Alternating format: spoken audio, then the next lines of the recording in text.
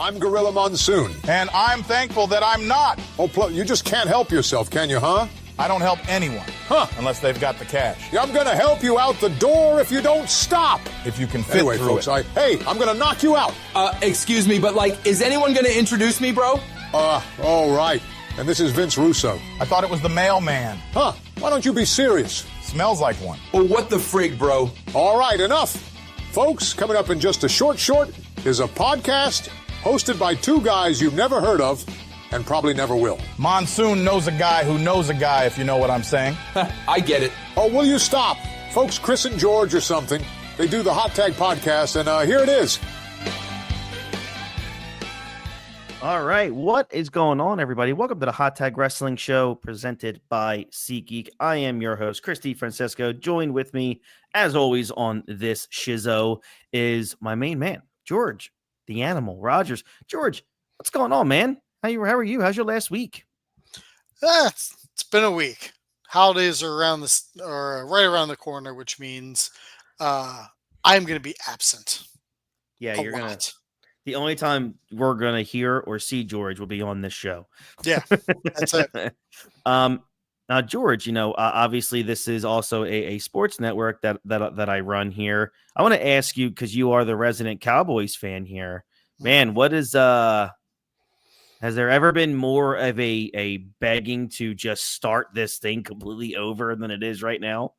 I've been begging to just fire McCarthy. Yes. I don't give a shit if he's in it's the last year of his contract. Let him ride it out. Ride out for what? He knows there's no future, so there's no point in trying. He's not going to try to push the team to get any wins. Just get rid of him. Yeah. And if the excuse that you're going to use is he's in the last year of his contract, if you're a landlord, you have a tenant who's in the last year of his lease, and he's shitting on the floors and breaking shit, are you like, yeah, well, he'll be done in 6 months? It's like, no, you take care of the problem now. Like, just get rid of him. Put somebody in the interim spot. If Jerry has somebody on the burner, he wants to bring in at the start of the season, like, fine, but get rid of the problem now. I love how you go right to pooping on floors.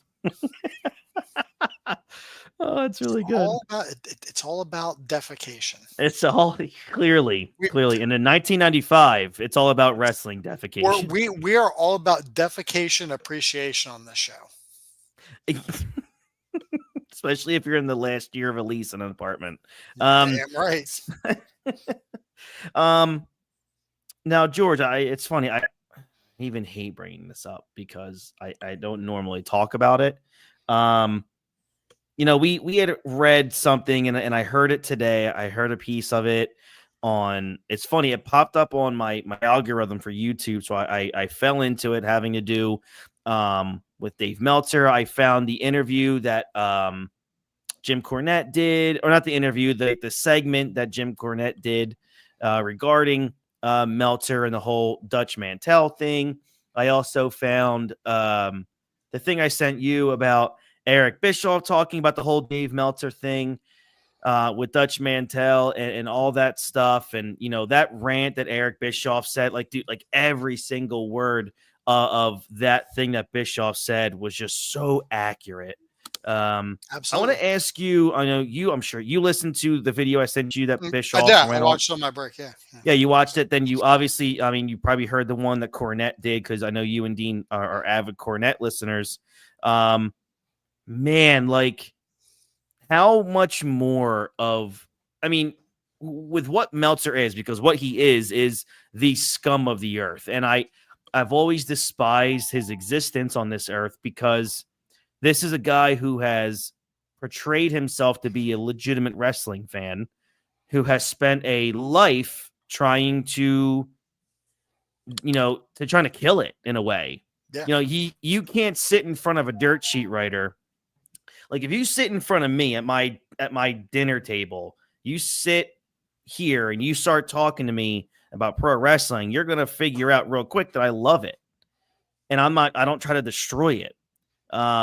You sit in front of a dirt sheet writer, how can anything that those scumbags say ever give the impression of we really love this sport. The thing with dirt sheet writers is they're essentially failed journalists Yes. in a way.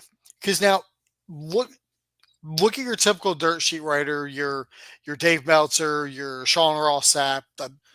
I'm using them as the two examples because they're the two. Wade Keller. Wade Keller, but Wade's name doesn't come up nearly as often as Meltzer and Sapp when it comes to just running with whatever story you hear and just Right. rolling with it. Right. Keller's like, all right, well, let me actually see before he runs with the before he runs with the report.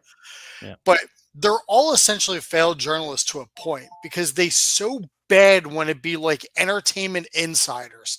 They so badly want to be like Entertainment Weekly or the Rolling Stone. I mean, that's a loose categorization of journalists, but they always have kind of the inside know on what's going on with, with what's going on in the development of a movie or a TV show or like recording sessions for a new album. Like they're always in the know because they always they give that information out. Like, oh, guess who was spotted on the set of Deadpool and Wolverine? Yeah, it was Chris Evans. Like, oh, yeah, they're giving stuff like that.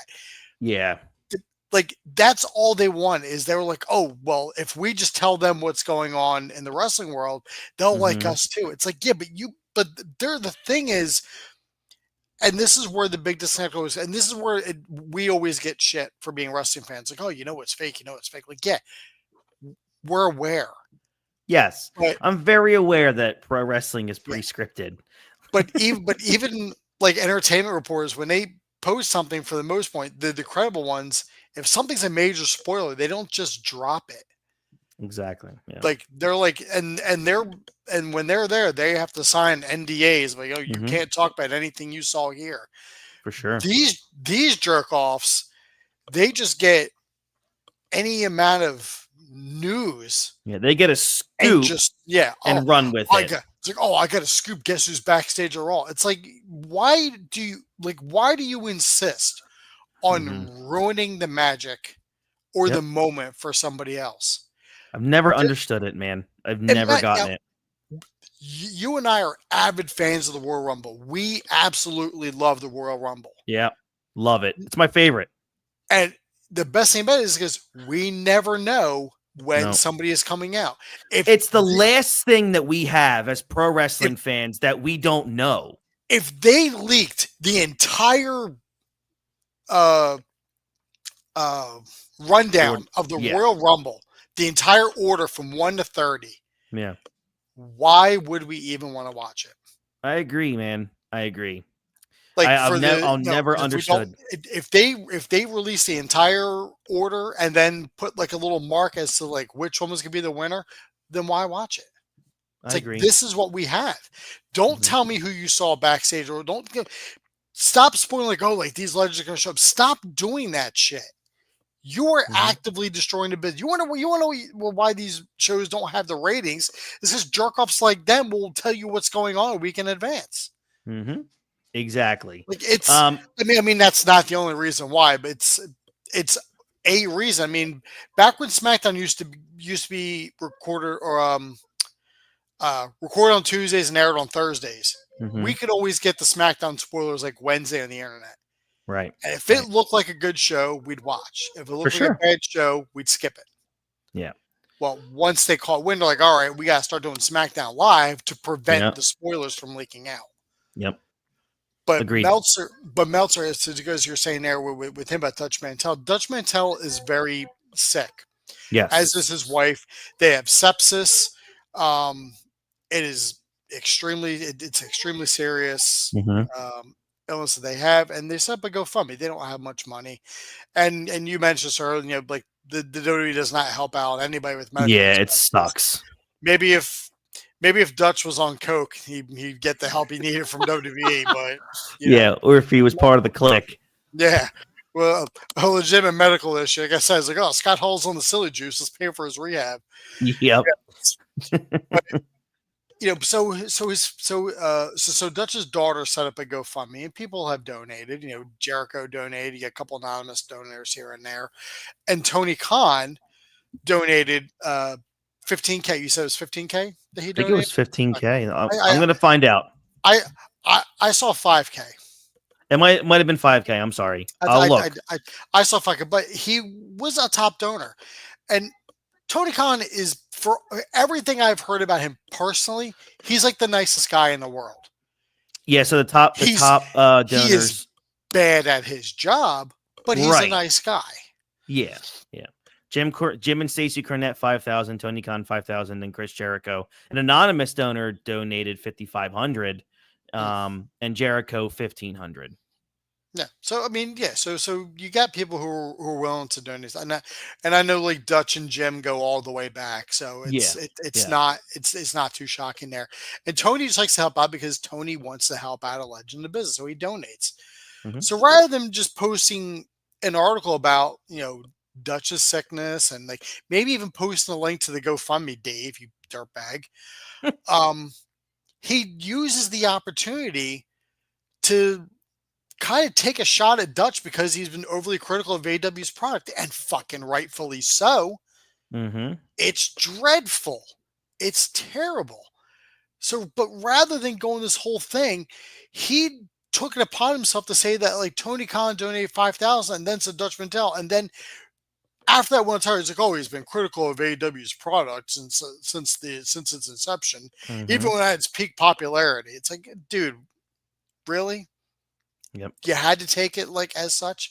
Yep. And Bischoff really hit the nail on the head when he said he goes, and the other gentleman is with. I'm guessing that's the guy that does the podcast with Dutch. I don't listen to his podcast. I don't know who the other. Yeah, I'm not certain either. But AEW is the absolute closest that Dave Meltzer has ever got to the wrestling industry. Correct. So any criticism, any shot across the bow by anybody, he takes it as a personal attack. Yeah. Because he's like, how dare you attack like something I'm doing? Because let's be honest, Tony Khan's a nice guy. He is shitty at his job. Both of them, because the Jaguars are just as fucking bad as the Cowboys are right now. And he's the head of football operations, so you kind of have to, where there's smoke, there's fire. But it's as bad as he is at his job, he's still a nice guy. But Tony books for Dave because he wants Dave's approval. Like Dave Meltzer is the only thing that he looks at in terms of what the bar should be in the town, because Dave has been blowing AEW since its inception. So there's no doubt in my mind that Dave is probably in constant contact with Tony. Probably get into, hey, you should try this. You should try doing this. And Tony, blind to the world and clueless, is going to roll with it. Especially if the Young Bucks agree with something that Meltzer says, he's really going to go with it. Yeah, that whole thing with the Young Bucks. But if, and this is the best part. Well, not the best part, but it shows just how shitty of anything Dave is when it comes to wrestling. If this company is booking around what Dave likes, no fucking wonder they're tanking. Of course. No fucking wonder. Of course. I mean, even I know Bischoff watches Dynamite consistently, and so does Cornette and Brian Last, his guy, and Conrad we know does, but Conrad isn't going to say a crossword about Tony or Dave for some goddamn reason. I don't know why. Because it's just like Meltzer. That's the closest to the inside that Conrad can get. But Conrad's father-in-law is Ric Flair. And Rick is basically outlawed from every wrestling organization. But Rick's got more goodwill than Dave does. No, significantly more. You're right. Like a hell of a lot more. People tell Ric Flair what's going on before they'll tell Dave Meltzer. But like, if they're booking to Dave's suggestions, dude, we as fans are not the ones who lost touch. You're the one who's lost touch. Right. And if you want to sit there and you want to do if you want to play the ratings game, be like, it's number one in the demographic and they're doing this, it's like, that's fine. Whatever, hide behind the ratings, whatever excuses you have. There is absolutely zero excuses you can use for that dwindling live attendance. Mm-hmm. There is no excuse for that.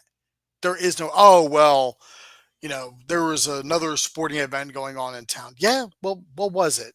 Where were you? You in Mobile, Alabama? Oh, okay. Which basketball team was in town? Because which Alabama hockey team was playing a home game? Like it doesn't track. And just to kind of show a little more how close, and this is something I saw earlier, or actually saw this weekend. I was like, what the fuck are they doing? Chris, I know you don't know who this guy is. I'm sure somebody listening here does, because the guy's everywhere, all over TikTok and social media. I have a TikTok for the fact that the stuff that Dean sends me, I watch it on, but I don't go Right. dicking around through it. I don't even know what to do, and I don't make them. I'm an old man. I just want to read a book. You're just an old man yelling at clouds, my friend. Just an old man yelling at clouds and telling kids to stay off my lawn. Just stay off Kevin's lawn. I don't know the lawn. They have the guy Big AJ or whatever his name is. He's the Costco guys. The ones that him and his dumbass fat fucking kid. They make the videos being TikTok talking about, yeah, we had chocolate chip cookies, and he sounds like the biggest Guido from New York I've ever heard. Like he sounds like what I assume every Yankees fan sounds like, which is just nails on a chalkboard to me. And he is featured in a program with QT Marshall. Okay. I've heard that name. Yeah, I mean, he's that fucking guy. And they had a segment on Dynamite. I didn't watch it, obviously. But they have a segment on Dynamite tonight. And they apparently have a match on the pre-show at Full Gear. Okay. And QT Marshall released this whole, rap diss track video against him. And I'm looking at it, and I'm like, and I'm playing the other side of the coin. I'm like, if WWE would have done this, they'd be dead in the fucking water. They'd be getting slammed 6 ways and sideways. They're like, oh, what are they doing? Triple H just lost. This is insane. This is stupid. AEW does it. It's creative. It doesn't matter. It's on the pre-show. Yeah, it's on the pre-show, and pre-show matches don't matter. First of all, thanks for admitting that everything on an AEW pre-show doesn't matter. So good. No perfect reason for everyone to just skip it. Doesn't matter. It's on fucking YouTube anyway. Who gives a shit? But what it does matter to is somebody in that locker room who is missing out of a spot. For sure, man. Of that. I've never really been the biggest fan of celebrities getting in the ring. I mean, yeah, like Bad Bunny and Logan Paul, they can fucking go. Yeah. And I don't mean goes and go away. I mean, they can fucking hold their own in between the ropes. So absolutely. Really, so I don't mean any disrespect there, but Lawrence Taylor main event of WrestleMania. Yep. Which is kind of dumb. Snooki has a WrestleMania win. It's like, dude, somebody is in the locker room seething. Right. Because there is not even a real celebrity, a fucking influencer, social media influencer. That's not a real job. I mean, I guess it is in 2024. Right. I'm the guy who works 40 hours a week at Amazon, so I don't consider anything you do on social media to be a real job. This ain't a real job for us. Not at all. This is a fucking hobby. We don't get paid. No. Well, that will tells me Chris is getting a kickback. I can neither confirm nor deny. Yeah. Nice non-answer. Go run for office. News candidate for governor of New Jersey, folks. That's damn right.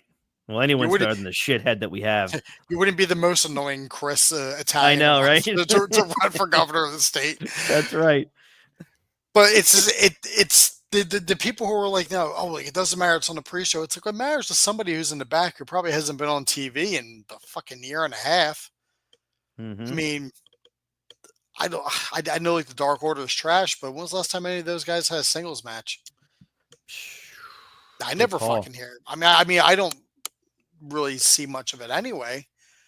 But I don't hear about any of these guys. I mean, No. I don't even is Sonny Kiss still on the fucking roster? I have no idea. I don't know either. That's funny. Rusev That's a asked great for his, question. or Miro asked for his release, but he's still under contract with the company. I did not know that. That's wild. Ray Phoenix was not released from his contract, and they add injury time. So what? You're going to pay him to just sit in the locker room? Put him on TV. Ray Phoenix has fans. Put him on TV. Doesn't matter if you're doing nothing with him. Mm-hmm. People will tune in to watch him. His fans will tune in to watch him. I agree, man. I agree. But hey, you think you're going to get the 2 million TikTok followers who follow this guy are going to tune in? Tony, No. let me tell you something about social media. People will follow people on social media just to hate watch what they do. Correct. And leave nasty comments. For sure. We all do it. Yeah. Well, no one's a saint on social media. So no, out of those 2.3 million followers, maybe 500K probably like those guys. Everyone else is watching just a mob. Absolutely, and hoping for a downfall. Of course. Yep. I mean, it's social media. Everything. It's social media. Everything revolves around. They'll fade out. They were on like Fallon a couple weeks ago, and Jimmy Fallon is not a good actor. By any stretch, but he was visibly bothered by these people being on his show. It's like, wow, even Jimmy can't, like, if Jimmy's acting, give him a fucking Oscar. Right. Because he looked just miserable. Like there wasn't anybody else available. Like nobody was in town. Yeah. It was like watching Bret Hart watch a Bill Goldberg highlight reel. It was just a miserable occasion. So but the highlight reel is just every time the highlight reel is just Bill doing thrust kicks. All right. So before we get to our Monday Night War coverage, and we are covering Raw versus Nitro from November 20th, 1995. Yes, since we are streaming this live, it is the exact 29-year anniversary of the show. But I do want to say, last night was a really good night for NXT. Their ratings came out a couple hours ago, 672,000. Little 40K bump from last week. Yeah, really good bump. I'm going to assume that Dynamite does not beat that number. So that's going to be. They got Full Gear this weekend, so probably not. No, that's probably. So good on NXT. Last night was a pretty good show. I mean, they had a hot angle at the end. With Chase U. I mean, that crowd, I know it's a small crowd in there, but boy, oh boy, they were loud. And it was a fun main event to catch. So we'll see where that goes. But we're going to start this week off with what the world was watching. And that was WCW Monday Nitro and WWF Monday Night Raw. Again, November 20th, 1995. We are going to start things off this week with World Championship Wrestling. Eric Bischoff, Steve Mongo McMichael, and Bobby the Brain Heenan are in the booth, and they are live from Macon, Georgia. That is WCW country, all down in Georgia. This is the go-home episode of World War III. If you look at if you read up on this show, the venue gives away how WCW's decision to do Hulk Hogan and Sting was a very last-minute decision, as I was reading about. Especially, like we said, this is the go-home episode of World War III. We talked about last week how this is as hot shot as you can get leading into a pay-per-view. I mean, you have Sting versus Hulk Hogan, and it's just going to be, you announced it at the end of Nitro last week, and then here it is this week. Just no build, no nothing. It's just, even in 1995, man, it's just vintage WCW with this. Vintage. Yeah. I mean, this is almost as bad. I mean, it's not as bad because of, the end meant something, but it's almost as bad as announcing Goldberg and Hulk Hogan for the WCW from the Georgia Dome on Thursday Thunder for Monday Nitro. No build, no nothing, just right into one of the biggest matches in Nitro history. This is just another one of those things where Hulk Hogan, Sting, no build. All right, cool. We'll just do this on a Monday Nitro in 1995. Yeah, why not? All right. Opening contest. Scott Norton beats the Shark at 1 minute, 42 seconds. So it was clear, not that any of you are going to be shocked. No one cares about either of these two guys. So WCW's decision to make this feud a staple of Monday Nitro the last few months has been really odd. Even you, George, you mentioned it in one of our text messages, like, why is this like a focal point? Why is this little tiff between these two? Like, why is this a thing on Monday Nitro? The Shark and Scott Norton. And you ain't lying, man. 95 is really it's so fucking mind-blowing to me. Yeah. That this is what they keep doing. If you want to have Scott Norton feud with the Shark, fine, I guess. But stop putting it on that. Put it on WCW Saturday Night. Put it on Saturday Night. Don't put it on Nitro. Yeah, I agree. This is the A show. Treat it like an A show. Yeah, this is a Saturday night on TBS opening match, not an opening match. This is a Saturday morning match. It is. After this, we get Gene Okerlund interviewing Kevin Sullivan and Jimmy Hart. Jimmy Hart tells Sting that he has been displaced by displaced by Randy Savage and Hulk Hogan's circle of friendship, noting that Savage got to be on Baywatch instead of Sting. Good for you, Sting. You got away with that one. Sullivan gives some generic comments, obviously, about World War III. And then, of course, losing his train of thought 4 or 5 times because that's Kevin Sullivan in 1995. Dude, we're back. We always know it's a Monday Nitro, and we get these insane, nonsensical promos from either the Dungeon of Doom or Hulk Hogan. Yeah. It's a match that would be on Jacked or Metal. Listen, PW 101, I don't know your name, but how dare you come on this live stream and disgrace the good goddamn nature of Velocity? Paul London would be sick to his stomach. Paul London would be pissed. How dare you? Bobby Heenan tells Hulk Hogan that he cannot rely on the Phantom of the Opera to help him out tonight. So that was a really good end to that promo. Yeah, thanks. Thanks for that. Thanks Bob. Yeah, thanks for that input. Go back to sleep. I mean, I will say this: it's a shame that Sting didn't get the spot on Baywatch, because that was actually a good episode of Baywatch. Yeah, for those of you who don't watch Baywatch like I do, let me clue you in real quick.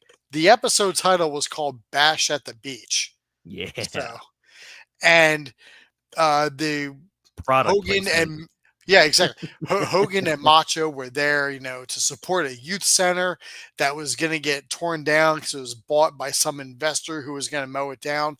And who is that investor? It was Ric goddamn Flair. And who did Ric Flair have in tow with him? That's right, not the Four Horsemen.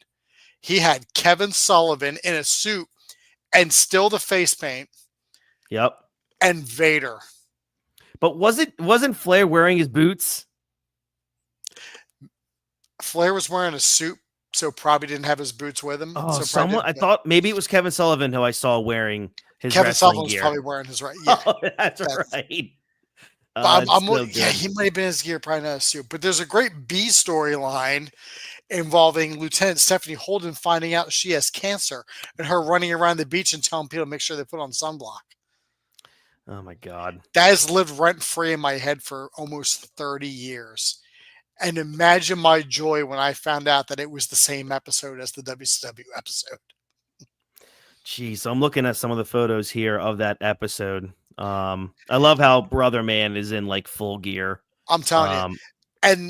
And the other WCW wrestlers are there too, but none of them get mentioned at all. But they're there. Like if you watch the episode, like they're there at ringside. Like you can clearly see DDP, Harlem Heat, Dennis Rodman is there, but he's not like name dropped at all, or even on, or even like really featured on screen. It's wild. Interesting. All right. Wild. All right. Next match here. Peak Baywatch. It didn't get any better than that. Eddie Guerrero beats Brian Pillman after a frog splash at just about 6.5 minutes. This match was originally scheduled to be Guerrero versus Flair, but Flair was nursing a shoulder injury, could not compete at this time. He did give a pre-match promo, though, to kind of hype up that, to in a way sell it, saying, but, Guerrero's just not on his level, saying that he's letting Pillman take his place. But if you do go back about a month, Guerrero does owe Pillman payback from that Monday Nitro from October 23rd, where Pillman attacked Guerrero and DDT'd him on the floor. Sadly, of course, this is not brought up at all by the broadcast team. In less than a month to this, this happened, and they have no recollection of it to even bring it up.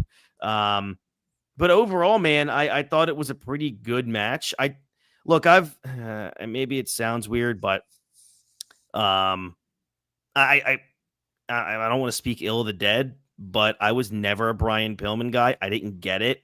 I thought the loose cannon gimmick was pretty cool because he did look like a complete maniac.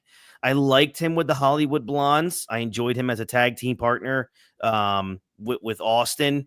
But man, of this era, he was more or less like just kind of a annoying figure for me. But I actually enjoyed him in this match. What did you think?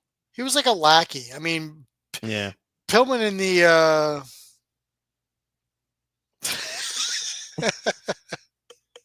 Paul London deserves it. He does. The Pillman in this, he was really just a lackey in the horse. He didn't work in the Horseman at all.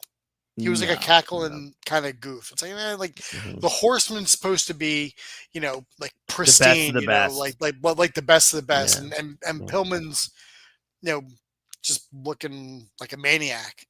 But I mean, I did enjoy the loose cannon gimmick. I thought that worked. I liked him with the Heart Foundation. That worked better than him being in the horse. And it was just it was just there. I mean, this was a good match, and both guys look good. But and I don't really want to make this sound negative. Yeah. But I have seen Eddie Guerrero on screen every week of Nitro for probably the past month or so at this point. Yep. Do something with him. Yeah. Mm-hmm. Do give him something. Stop just throwing him out there in matches. Yeah, he's just being thrown in matches at this point. At this point, it's just Eddie Guerrero versus in random matches. Yeah. Put him in they have done zero with the United States title. Aside from that first episode of Nitro that we watched, they have done nothing with a United States championship. Sting is just holding it and not defending it. Correct. Just walking around. Jack Tunney would have stripped that title off of him after 30 days for not defending it. Oh, absolutely. Absolutely. And then Sting would have came back with the original version. They would have had a ladder match. Yeah, it would have been a whole thing. It would have been a whole thing. You could have Guerrero, it's he's building up to getting the U.S. title, or he wants to get a world title, something, anything. He's just going out there and have a match at this point. So I agree, Pats, and I think that the original Four Horsemen with J.J. Dillon is probably the best. I agreed to that. I liked him with Barry I'll tell Windham. You what, I like Barry Windham. I liked him with Barry Windham. Yeah, and I actually liked Chris Benoit in the Horsemen. Oh yeah, he fit. Benoit. He definitely fit. Yeah, I mean, I didn't like Luger. I didn't like, although he could have worked if they would have gave it some care, which was Sid Vicious or Sid. It's like I thought Sid was a good heater for the group. Having that big body, that monster there. You know who wasn't? Paul Roma. Trash. How about my favorite horseman, Jeff Jarrett? Greatest horseman of all time. Greatest horseman of all time. Just ask him. Yeah, he'll tell you. I know. You want to know who the best horseman is? US old Double J. He'll tell you. Whether you want to know or not. Right? Not only is he the greatest member of the Horsemen, he's the greatest member in the NWO. That's right.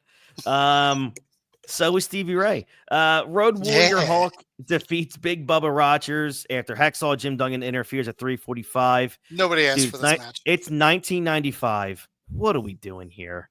What, Like, just what are we doing? What am I watching? Like, I know. What am I watching? But yeah, I agree, man. Benoit would have fit the Horseman from the inception to the end. I agree. Absolutely. But yeah, man, it's 1995, and I'm watching a Road Warrior, the Big Boss Man, and Hacksaw in a match on Monday Nitro. The Nitro, the Nitro leading into World War III. This is what I'm watching. I'm watching Hacksaw Jim Duggan sort of interfere in a match, but not really. And I'm with you, man. Just bad. It's just, to quote the great Jim Ross, this was bowling shoe ugly. Like, just bad. It was really awful. But whatever. All right, let's get to the main event of Nitro already. The show kind of flew by when I was watching it too. But we're already here. Sting wrestles Hulk Hogan to a no contest when, of course, the good old DOD interferes at just under 10 minutes. I look, one of the great, contrasts of this match that Sting is wearing Hogan's babyface red and yellow while Hogan is wearing all black. And it's great because Bobby Heenan says Sting is waging psychological warfare, what's a great quote. I loved it. Bischoff makes this ridiculous claim, of course, that Sting is wearing the colors to bring Hogan back from the dark side because, Bischoff's gotta gag as much as possible to make sure that their investment of this mega failing babyface of that is Hulk Hogan just gets told to the audiences that he's still your guy. He's still the guy.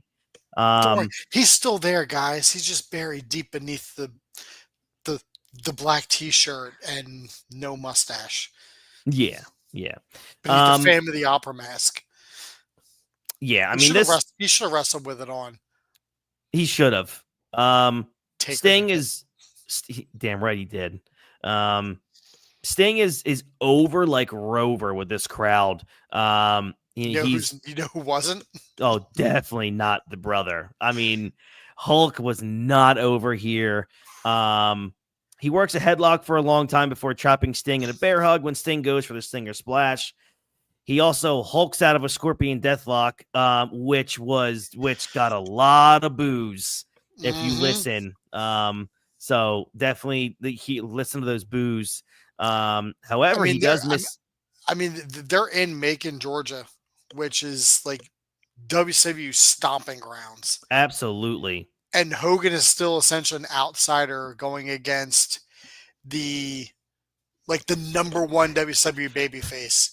And he's hulking out of his fucking finishing submission hold. I know. By the way, I'm up to I'm like mid 97 in my rewatch of Nitro. And before these shows, I go back to what we're covering. But yeah, man, I told George, once you get to like late 96 and then 97 on, Nitro is hot. I mean, Nitro is fun to watch. But so does, once 97 hits also, WWF really kicks in the big gear.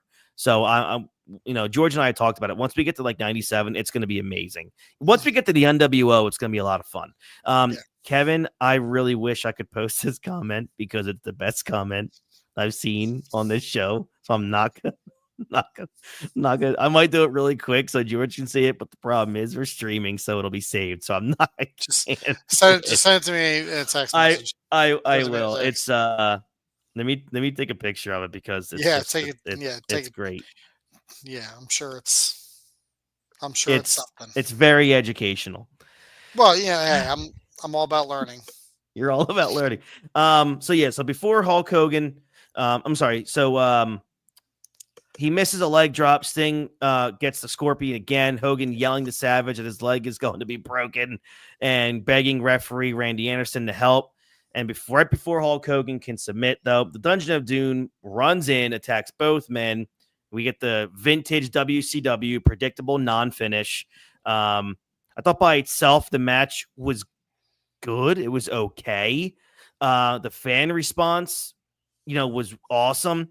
You got a little bit of a tease that Sting might actually pin clean Hulk Hogan. and it was much better bout. But obviously, this match was a lot better than their Starrcade '97 match. I'll tell you that. But man, what did you think of that finish? I hated the non-finish. I kind of figured that's exactly what it was going to be. None of these guys, both these guys aren't going to give an inch to the other one. I was like, I saw the no finish coming last week when they announced it. Yeah, it was. Kevin brings me such laughter on these shows. Live with after.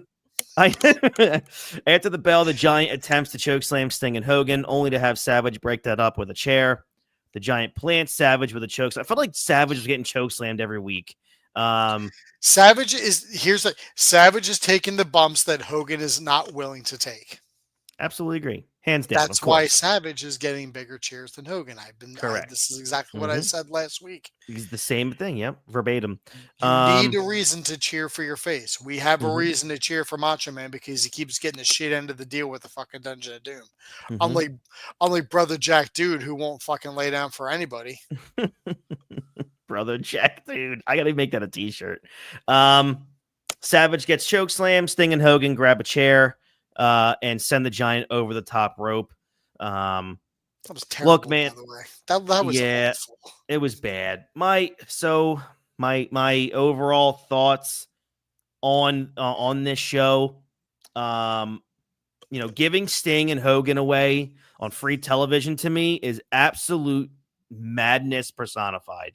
Even if it failed to declare a true winner, even it being a non-decision, man, you're in a Monday Night War here. You're trying to gain some ground in that wrestling audience. You're trying to get people to come over to your show more and more. You have Mr. WCW, which is Sting, going up against Hulk Hogan. Man. And you give it away on, not only do you give it away on free television, you get to a non-finish bull crap run in that accomplishes nothing. That was my big problem. This could have been, once again, it's the Dungeon of Doom. So their their run-ins are basically nothing at all. Right. I agree. I totally agree with you.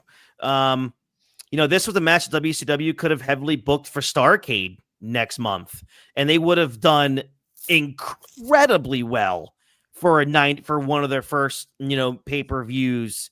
One of their first few pay-per-views post Nitro, you know what I mean? So, but they aired it strictly, and this was a problem with WCW, but at least it was, Bischoff admitted this a million times.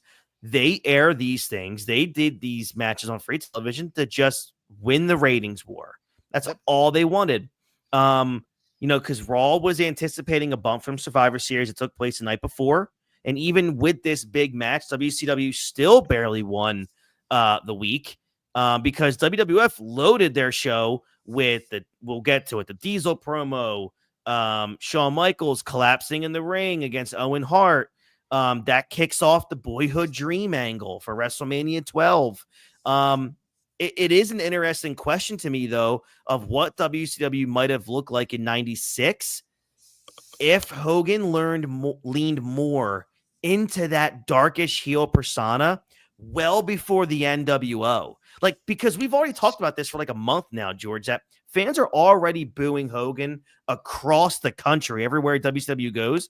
And Hogan's already portraying right here a paranoid, heelish type character wearing all black. So it would have been like a natural progression for his character. So it's crazy to feel, to wonder what would have been before the NWO if Hogan would have leaned into this a little bit more. And didn't wear a Phantom of the Opera mask and carry a sword. Yeah, you're right. I mean, it's just crazy to think. Overall, what did you think of Monday Nitro here? It was just another Nitro. Nothing really stood out. It was just another show with random matches, and there's nothing really special about it. I agree. I agree with you totally. But yeah, let's get over. There was a dark match for this that was Johnny B. Bad defending the television title against DDP. That they couldn't have opened the show with that. That was a dark match. Mm, So were the American males against Harlem Heat. That was a dark match also. how dare But they not Scott give me Norton, Marcus Bagwell? but Scott Norton and the Shark though. That Scott Norton, the Shark. Oh, and of course we need and Road and Warrior Hawk, Hawk Big and Bubba, and Big Bubba. Hacksaw. Yeah. Yeah. Let's not promote new stars. No. Trash. Trash. Well, they've never done that. So No. and when they did, the writing was already on the wall. I know. Along with the rest of them. You missed it, Dean. You should have been here earlier. You should have been here earlier. You should have been here earlier. All right. And that wasn't even an AW rant. That was a Meltzer rant. And that was mostly by you. That was mostly you. I know. Yeah. You're welcome. I didn't all say right. thank you. That's true, but whatever. Let's go over the Monday Night Raw here, November 20th, 1995. We're finally out of Canada after what seemed to be like a month's worth of tapings. This Raw takes place from the Richmond Coliseum in Richmond, Virginia, and we get Vince McMahon, Jerry the King Lawler on the call. The show starts with a still photo package of the Bret Hart versus Diesel World Title match at the Survivor Series that occurred the night before, which we'll talk about in a second. Vince was narrating and putting over the no DQ aspect of the match and saw that Bret won the title with a small package, which is still talked about today. Roll up of doom. Yep. And then Diesel flipping out after the match. I mean, Diesel flipped out before the match as well. A graphic that read Encore presentation tomorrow night was on the screen the entire time and would be for every still photo package of the show. Tonight, we get Shawn Michaels versus Owen Hart, just a massive moment in Raw history. We'll get to the host talk about last night's Survivor Series and how Mr. Perfect made his return. Lawler also said his head hurt still from taking a tombstone pile driver he received courtesy of The Undertaker. We get a clip from last week where 1-2-3 Kid turned on Razor Ramon and aligned with Ted DiBiase. And then we have more still photos from the time this time of the 1-2-3 Kid Survivor Series, as he was the sole survivor of his team with help from Psycho Sid, and then also caused Razor to get pinned in the wild card match. George, your thoughts on the 1995 Survivor Series? It was a lot better than it was built up to be. I agree. You and I had a phone conversation about it. I called you and I said, man. You called me on the hotline. I did. I called you 1-900-909-9900. Yep. I got charged at 99 cents a minute that I'm going to bill George. That's right. It was worth it. And I said to you, you would not know if you didn't read anything on the history of the WWF or the Monday Night Wars in the early beginnings of 95. Watching the Survivor Series 95, you would not know that the WWF was in any financial peril because the production quality of that show was terrific. It was amazing. Yeah, absolutely. And it holds over in 2024. Yeah, absolutely. I really liked in that Dark Side versus Royals match. For sure. I'm sort of looking at it and I'm kind of blown away because it's like I'm looking at like the future Rikishi. I know. Teaming up with the Undertaker is. He's always the Undertaker. He's the Undertaker. Facing Hunter Hearst Helmsley, and then this was the match that Mr. Perfect said he prefers to be called Triple H. So that was the first time that was ever called. Again, huge. And Isaac Yankem going one-on-one, or not one-on-one, but going face-to-face with the Undertaker. It's like, man, that's a precursor of things to come. It's like we're going to see more from these guys in the future between the two of them. Ask Vince right now. I knew it all along, pal. I knew where I was going. I'm sure he did. I'll tell you that while he's squatting over someone's head. Oh, jeez. And his name rhymes. Good job, pal. Good job, Vince. Johnny Ace in the opening match. By the way, before we get into Raw here, the matches, let's just admit it here. The mask on The Undertaker. He should have kept it. Oh, it's so fucking good. I mean, he should have kept it. People talk about now, back in the day, 1995, that was so hokey. Man, us now in our late 30s are looking back at 95 mask wearing Undertaker that's badass. I needed more of that Undertaker. Yeah. And like compare that mask to the one that like Hogan is wearing over on Nitro. Dear It's night and day. Legitimately night and day. And it works on Taker because his mask kind of looks like it's part of a skull. So it works with the dead man it gimmick. fits the gimmick. It's yes. like a mask would never fit a gimmick. It's not just a mask would fit a certain gimmick for Hogan, but that's neither here nor there. Yeah. It's not just like, hey, I found this sex mask in this box of whatever. I'm gonna put this on and carry around this fake sword. Like, oh, I'm Dark Hogan. Exactly. Yeah, the sword gives it away, you shit. Oh, it's so funny.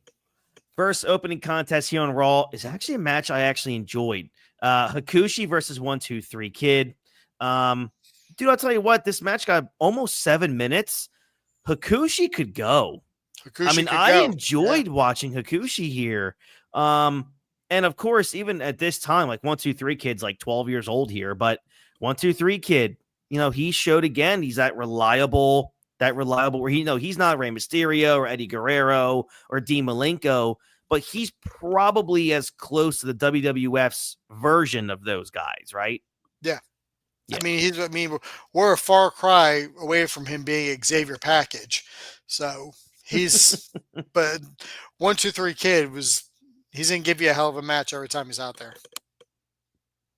I agree. I thought it was a solid match. Nowhere near, I thought, though, as good as the match they had a couple months ago. If you guys don't know, I got to find the date of that, but they had a great match a few months ago, these two. However, this match was more about establishing the 1-2-3 Kid as a heel with Ted DiBiase as his manager than it was to put on a great match. So this was more of a storytelling type thing, which is fine. I don't mind that. It's pretty cool here that the 1-2-3 Kid's clearly getting a push, while Hakushi's just doing segments with Barry Horowitz. But look, this 1-2-3 Kid Razor Ramon feud is certainly heating up now. Your thoughts on them just pumping 1-2-3 Kid as a heel here? It works. He's playing it well. He's a better heel than half the people I'm seeing over on WCW right now. You're not wrong. Especially he's better than all of the Dungeon of Doom. Yeah. He oh my god, like it's not even close. Yeah. And way better. As I told you, Hakushi was one of those guys that Vince just had no idea what to do with him. Yeah. Had no clue. You say he couldn't speak English, and we know how Vince feels with that. But yeah, Vince had no idea what to do with him. Yeah, I agree. All right, so moving on here, back from a commercial break, as Jerry the King Lawler's interviewing 1-2-3 Kid DiBiase in the aisle. Lawler is proud of Kid, then apologizes for what he said about him in the past. Vintage Jerry the King Lawler. Love Jerry. Weasel. DiBiase says Kid won the match, then calls out that no good punk Marty Jannetty. We see Marty head out. Piece of shit, Marty Jannetty. I was a no Goldberg. Man. I know, right? We see Marty head out, but Psycho Sid soon heads out as well. Sid gets into Marty's face, or looks down at his face, beats him down, and then Kid lands a few kicks before Sid powerbombs Marty right the hell on the floor as Kid and DiBiase held off the officials attempting to stop the assault. Sid then says, "This is what happens when you try to mess with the master and the ruler of the world." God, I have this little sweet spot for Psycho Sid, man. I don't know what it is, but I do.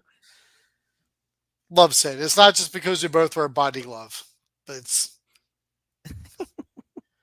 I'm just a big. I don't know why, but I just love me some Sid Justice, Psycho Sid. Just a really big fan of the guy. Rest in power. Rest in all the power, Sid. I hope you're up there cutting the worst fucking promos in history. I hope Barbasol is whooping your ass up there. So at this point, they really do seem to really want to make the corporation credible. Credible with Sid being forced, on and again as the addition with Kid. Unfortunately, at this point, Marty Jannetty's just a pawn in this, and really at this stage, I thought it was a pretty good role for him, but he's just there to get his ass kicked. When is he not a pawn? I know. I mean, know. Marty, Shawn Michaels just had him going the whole time. 1995 Marty's going to give you a hell of a match, but there ain't nothing. There's nothing to him. So, all right, like I am very consistent on every week. This is my favorite part of Raw, the Slam Jam here with Doc Hendricks. After putting over the Survivor Series, we then hear from the British Bulldog with Jim Cornette as they run down Brett to hype up the title match at the December In Your House pay-per-view. Dude, Bulldog, he must have looked again. He's a guy that battled demons up until the very end of his life. This guy could not complete a sentence in this promo without tripping all over his words, man. He is one of the best talkers in the industry standing next to him. Yeah. And he's not saying a goddamn thing. They're letting this oaf stumble through words like a first grader doing a book report. And I'm just like, all right, can you like get the marbles out of your mouth so I can understand what the hell you're saying? Like, good Lord, steroids fuck with your speech too? It's doing something to him because that was tough. All right, where was I here? Okay, so to me, I wrote this. Why even have Cornette there if he's not going to speak? Yeah. Like, isn't that the point of having Cornette? He's the mouthpiece. Why is Bulldog remotely speaking? Ever at all? This just took like no. Just you didn't even need to have Bulldog on the screen. You could just had Cornette just scream at the camera about what Bulldog is going to do to Bret Hart. Yeah, yeah. So after telling us the Arkansas Hog Pen match between Henry Godwin versus Triple H will also take place to the pay-per-view, the camera cuts backstage as Diesel has arrived and he is pissed. Should have put that at. Should have had that Hog Pen match on WrestleMania main event. Damn right you should have. Yeah, especially in the Tokyo Dome. Right. Back to Henry. We're back with Doc, and he explains the rules of this match. As you lose when you are dropped into the Hog Pen. Yep, 1995. Sonny and Skip are in the ring for Skip's match against Savio Vega. It's 1995 Sonny. Man. Diesel is now backstage talking to Shawn Michaels. As you're back from a commercial break, as Savio Vega heads to the ring, you see Barry Dudinsky modeling some denim jackets. I will raise my hand here and say that I did own a Shawn Michaels denim jacket. I'm disappointed you're not wearing it right now. I thought you were a fan. Well, I would have been not 9 years old yet, so I'm sure that thing would not fit right about now. Oh my God. You just have no motivation to even want to try. It's probably somewhere right now in like South Africa on some kid. So that kid's probably looking real fucking stylish right now. Oh, he's breaking hearts right now. You're damn right. That kid is drowning in poon. Hopefully there's shots after that. But he goes Skip versus Savio Vega. This match ended fairly quickly with a disqualification. Because, Diesel was very angry. So what was your thoughts on this? I thought, nothing happened here of note. And, what we saw obviously did not resemble a match. Rather, these two just doing stuff in the ring. But for this situation, obviously, I can't fault them. What was your thoughts on this? 1995 Sonny. Yeah, that's what I was thinking. That's it. I got to see Sonny on screen, so it was good. Yeah, it was now, if I want to see her, I have to wait till visiting hours. That's damn right, and it probably would cost you. Damn right. $19.99. My fucking soul is what it would cost me. Oh yeah, absolutely. So we get to Diesel now, who's in the ring. He motions to the ref to relax. Diesel now grabs the mic. This was probably his best promo of his career, by the way. If anybody disagrees, look it up. Diesel grabs the mic and said a lot of people probably wonder where his head is at, and that they thought maybe he might come out here and apologize. However, he's not going to apologize. Then talks about last night was the first time in a year where he slept like a baby and saw a smile on his face for the first time in a year as well. Diesel said he saw himself and not the corporate puppet that Vince tried to create.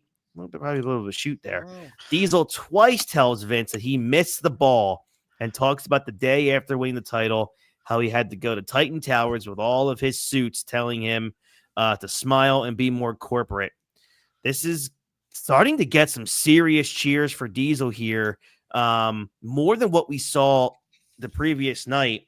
And this is like the tip of the iceberg, what we saw here, because clearly Big Daddy Cool is back at this juncture. Diesel said the same guy we saw at the Royal Rumble a few years ago in Providence is back, and then he puts on his shades and said all that matters are his family and friends, including Shawn Michaels. Diesel says he will still slap hands as long as it has a black glove, before ending by saying he's back. By the end, the cheers were getting louder and more often. The camera follows Diesel backstage, and we have him walk by Shawn and, give some high fives. Pretty badass interview, man. And, he, it's not 1998 yet, and Diesel showing some serious edge when he went with that whole corporate puppet type stuff. And, I got a kick out of that. I got a kick out of him saying Vince was probably the one who effed this whole thing up. Especially, I think that has to do with the poor creative, the uninteresting feuds that Diesel had. In his 1995 timeline, man, I remember Nash doing a kayfabe commentary shoot interview. Diesel said he watched the movie Heat and that Robert De Niro is the clear-cut heel and Al Pacino the face. And despite being the heel, everybody in the theater wanted De Niro to go over.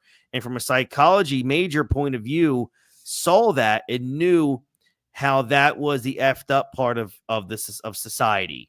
He then says that Vince will always see the American flag waving guy as a babyface.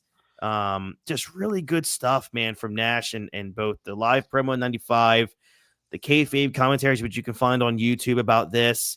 This is 3 years, or 2.5 years prior to, as the precursor to Stone Cold Steve Austin's anti-authority character, man.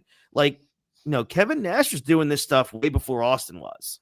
I mean, we're 2 years before the Montreal WrestleMania 13. Yeah, yeah. We're 2 years away from the Montreal Screwjob, and he's kind of pulling the curtain back a little bit and saying Vince was the one running things in a way. Like, if you're listening to that, like, he's pointing at Vince, and not because he's there as commentary, but because Vince owns the company. 95, man. We didn't know that. Right. Yeah, just really good stuff, man. We assumed Gorilla Monsoon was the president. That's right. That's what I thought. Damn it, I was bamboozled. I was hoodwinked. Yeah. Another ad for the Survivor Series Encore pay-per-view airing here. We get an ad for next week's Kama versus Undertaker match. Kama's chain made from the Undertaker's melted down urn is on the line. That's a real sentence, ladies and gentlemen, and a real stipulation. Brother Love returns to interview Bret Hart next week. Just wild stuff coming up next week. But most importantly, let's get to the main event of Monday Night Raw, because it's it goes down as a very infamous occasion here. Mm-hmm. Made this Raw very infamous, right? Owen Hart versus the Heartbreak Kid, Shawn Michaels. Vince is losing his mind announcing Shawn Michaels here. But this match goes 10 minutes and 45 seconds. And, we get to a point in the match. I'll just talk it over here. Shawn ducks an attack, gets a reversal sequence, ending with Shawn taking Owen over the top rope with a clothesline, then skinning the cat back into the ring. Shawn pumps up the crowd, celebrates, but grabs his head and acts woozy again until he just flat out collapses. The ref checks on Shawn and kicks his foot a few times, but Shawn is not moving. Owen heads back inside, but the ref tells him to stay away. The ref then heads out and comes back to scream at Shawn to get up. Vince now heads into the ring as we head to break. We get back from commercial, and the paramedics are in the ring, giving Shawn oxygen, as there is no one on commentary, which makes this great. We get a replay of Shawn collapsing, as we also see J.J. Dillon in the ring as one of the officials. Lawler asked Vince from the floor what he should do as we go to another break. Shawn is responding to medics as the camera shows a few female fans in disbelief and nearly in tears as then the show goes off the air. This was, I think, one of the best angles in 1995, George, was it not? Absolutely. Absolutely.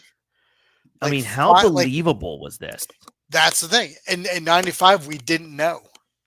We had no idea. We knew what we knew, up until this point was that, Shawn was jumped by those Marines. And he was out of action, and he was come back. It was his triumphal return at Survivor Series, and his team won. He has a match here, and then he just kind of drops in the ring, and no one's really sure why. We don't know.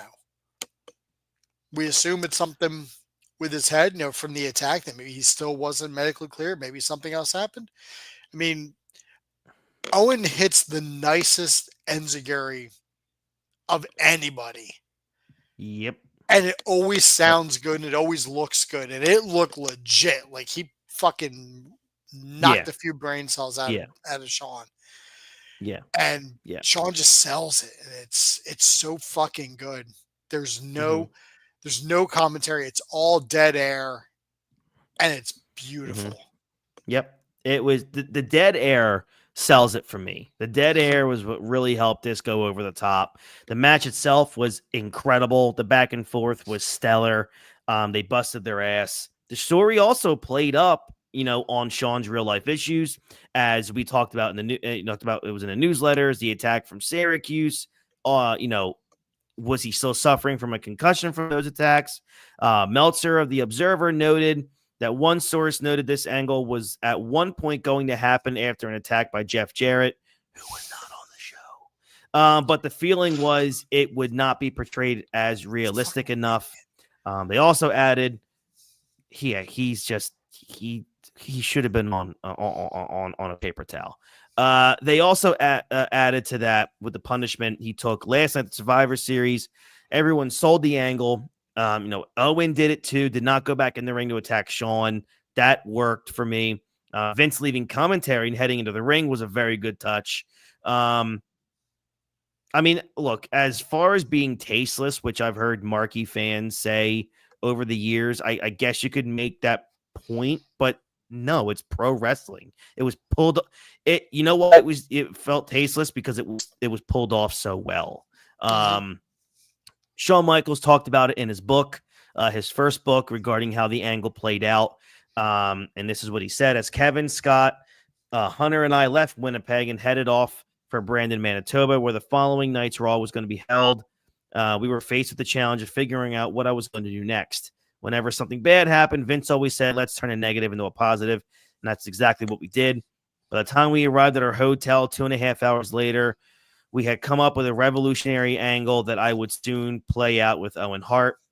That Monday night, I did an interview with Jim Ross. I spoke about the incident in Syracuse, about having to give up the belt, and about the precariousness of my health. This is one of the first times we ever used a real-life incident integrated into an angle. We had planted a seed that I had suffered a serious injury. A couple weeks later in Richmond, I wrestled Owen. He gave me a beautiful enziguri, a kick to the back of my head, and I just collapsed. No one besides Owen, myself, Vince, and JR knew that I was going to be doing this. We really wanted it to look real and had convinced Vince that we should go dead air when this happened. If JR and King kept talking, people would know it was a work. I agree. But JR was on commentary. Yeah, I know, but I'm saying I think he's saying if they would have, like, when Vince got up, like if JR would have came and replaced them. Okay. Vince didn't like the idea of going to dead air, but he finally agreed. As I lay prone to the mat, King dropped his headset and made it look like this was not part of the storyline. The last 5 minutes of the show was all dead air with pictures of me laying in the ring and the EMTs trying to revive me. I was taken to the hospital where I worked the doctors. I acted like I was all groggy. Hunter came with me and played his part of a concerned friend. I even had to sign a release to leave the hospital. Officials there told me that they had been flooded with inquiries and phone calls about my condition. So we pretty much fooled everybody. Man, that last hour of Monday Night Raw was awesome. I mean, I felt the product felt mature. It was in touch finally with reality. The goofiness was incredibly dialed back, and the wrestling was really good. Dude, this was the best Raw that I think we've covered yet. Mm-hmm. Absolutely. Absolutely. Can I up the ante a little bit, George? Mm-hmm. I think of both shows, this is the best show we've covered. Yeah, absolutely.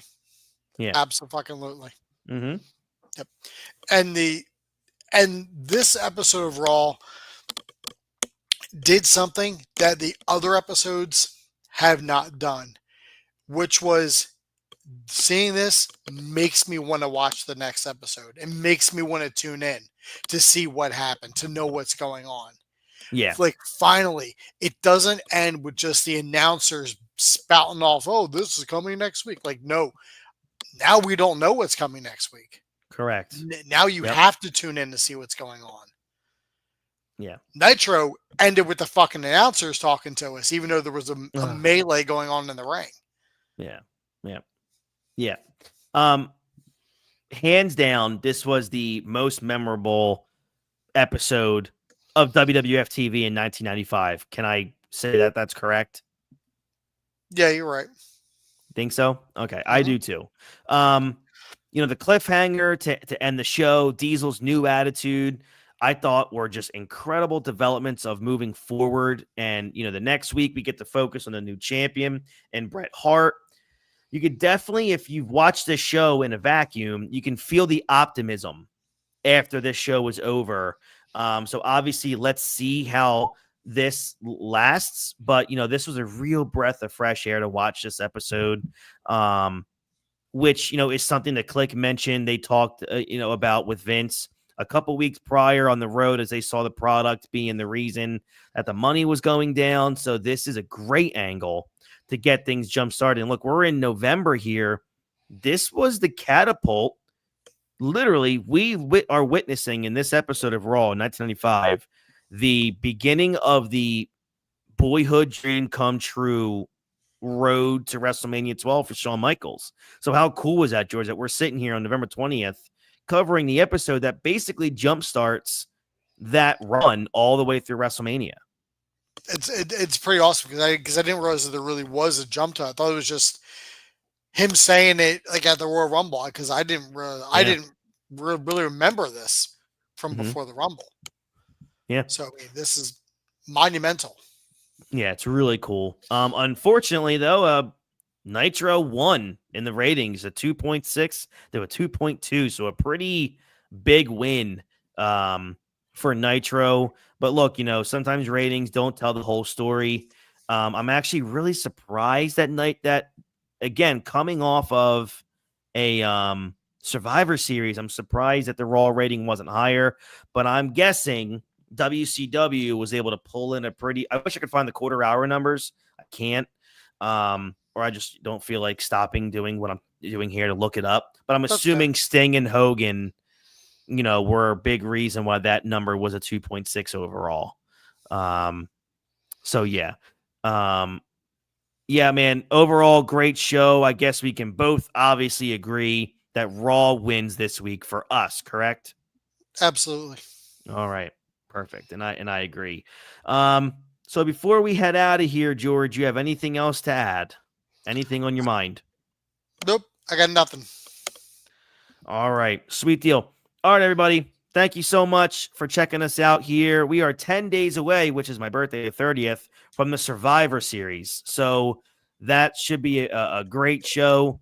We assume at any moment Seth Rollins is probably going to be added to the OG Bloodline group to go up against the Wolf Pack and Bronson Reed.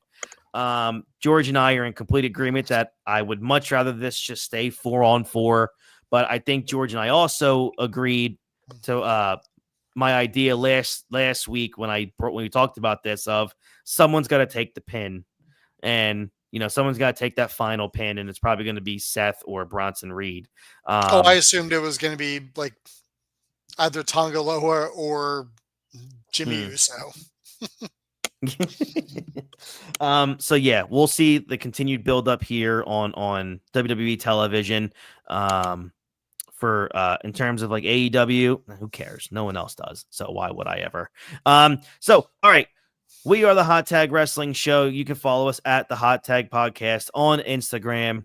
So thank you guys so very much. If you're on YouTube, like this video, subscribe to the channel, and of course, ring that bell for notifications when we are going to go live or just posting a new show. Head over to SeatGeek.com right now and use our code Ring the Bell for $20 off your very first ticket purchase. Head over to Manscaped.com right now. It's the holiday season. And look, there's a good chance that your man needs to shave his balls a little bit, right? So head over to Manscaped.com right now. Use our code HOTTAG20 for 20% off plus free shipping on your order. So for George Rogers, I'm Christy Francesco, and we'll catch you all down the road. Have a great rest of your week. Take care, everybody. Bye-bye.